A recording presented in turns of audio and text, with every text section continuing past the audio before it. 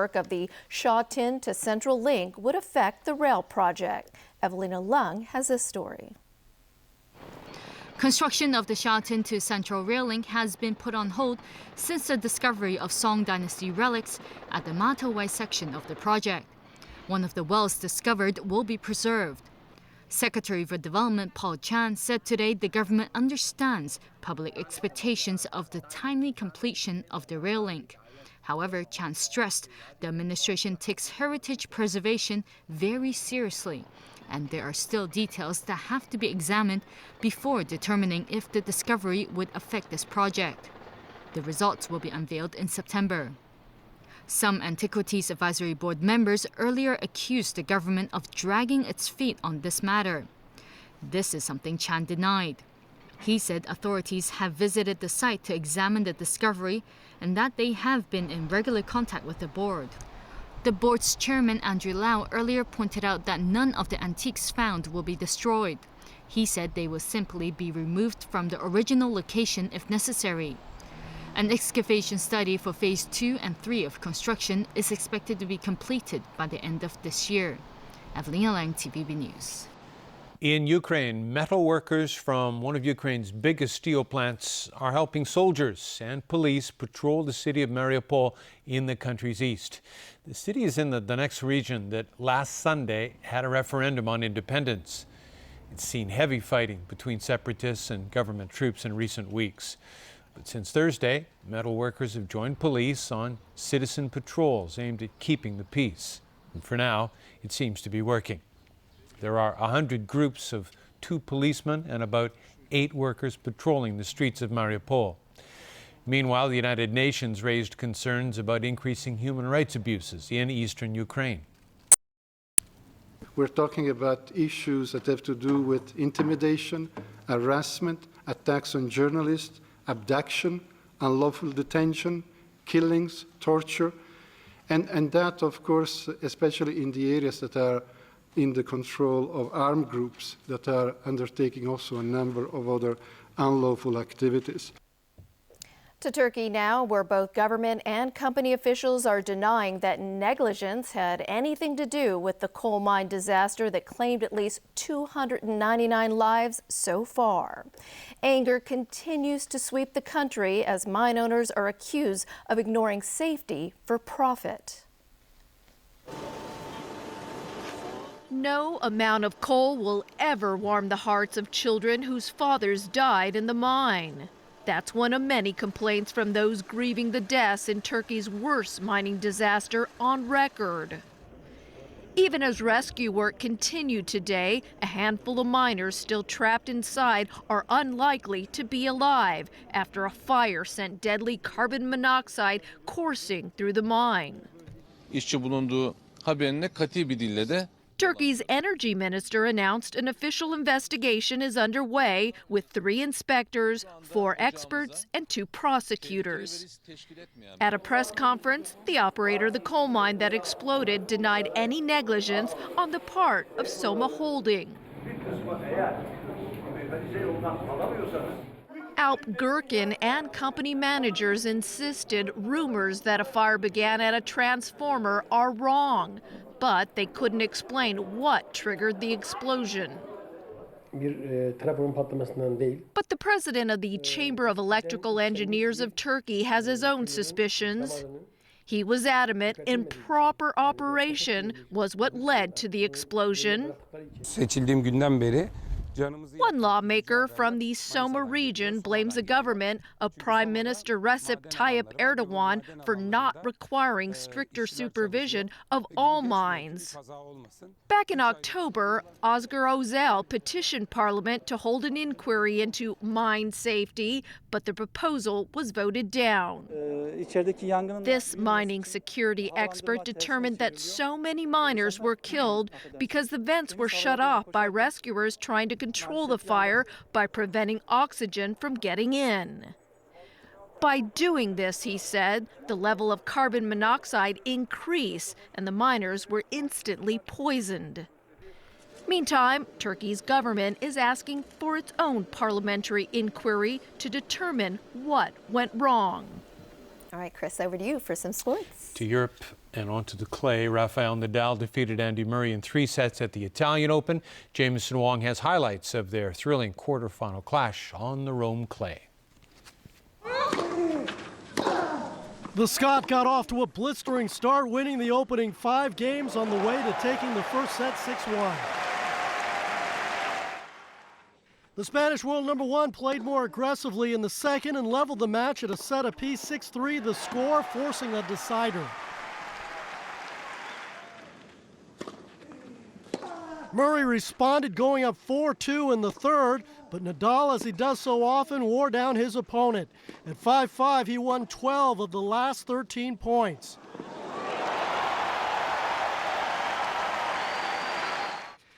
Match point in the 2-hour, 40-minute thriller, 1-6, 6-3, and 7-5.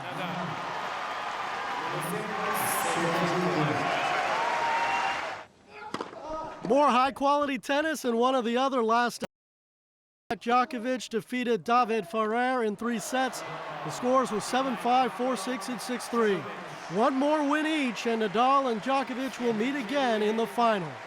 Jameson Wong, TVB News. Meanwhile, Italy's Sara Errani upset China's Li Na in 3 sets. The scores 6-3, 4-6, and then 6-2.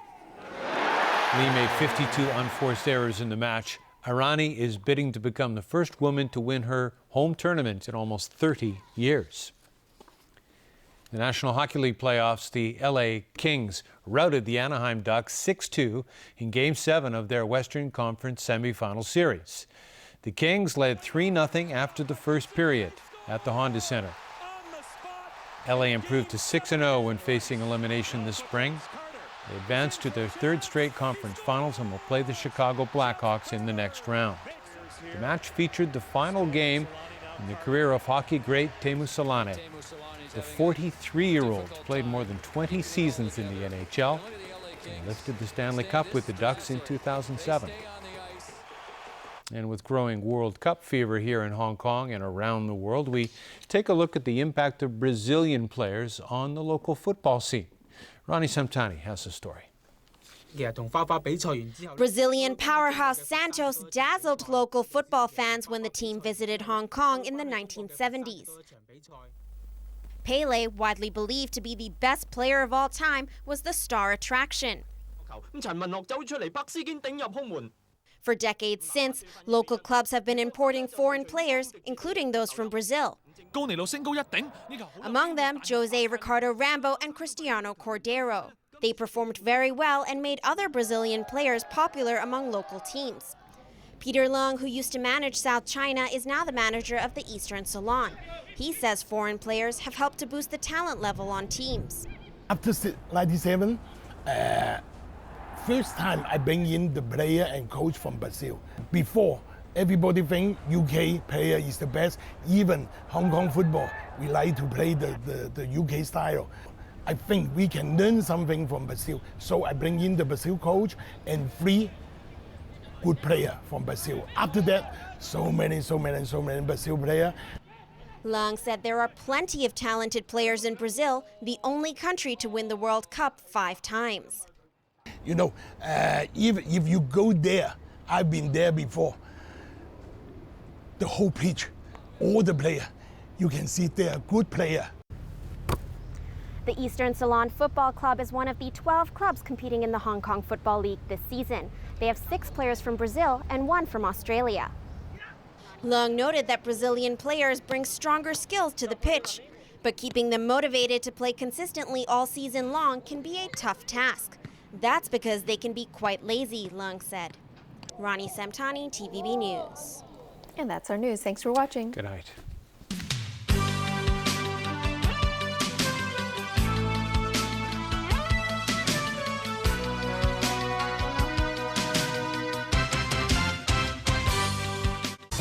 Even rolling out paper towels takes about a minute. I could have spent a minute doing something else. Time management becomes an issue. What is it you did with all of your time? Can you tell me? Sunday, Face Off at 8:30 on Pearl. 下一個係邊個？冇？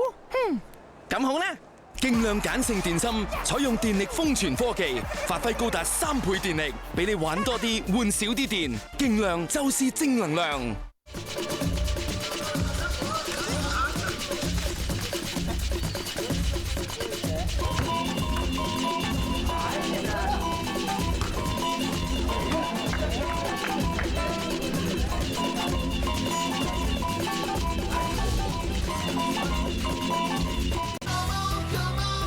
Sun Life Financial presents The Weather Report is brought to you by Sun Life Financial. Good evening. It was hot and showery today, as tonight's situation chart shows a southerly airstream brought some rain to the coast of Guangdong. Up to 5 p.m. today's temperatures range from about 26.5 to 30.2 degrees Celsius, with a relative humidity constantly above 78%. The current temperature is about 29 degrees. 10.7 millimeters of rain has been recorded since midnight. So Freddie, how's the weather tomorrow?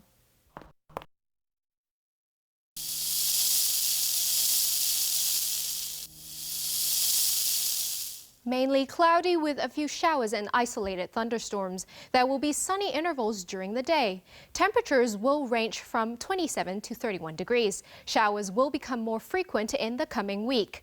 Tomorrow morning's air quality health index will range from low to moderate.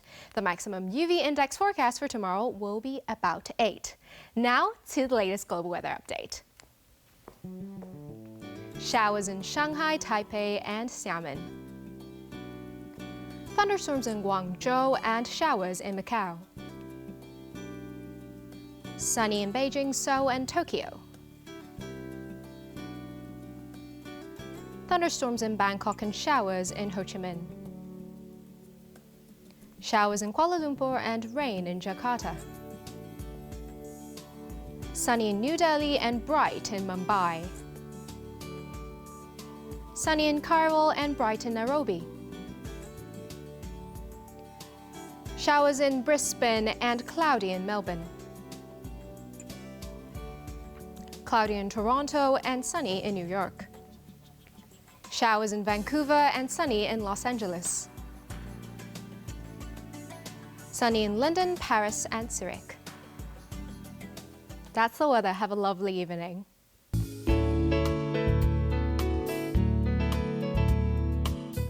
It was brought to you by Sun Life Financial. Life's brighter under the sun. Tonight, The only one who will ever be able to destroy Morgana once and for all is the Prime Meridian. You have a very special gift. Look, I did it. Who is in that grim hole? Morgana.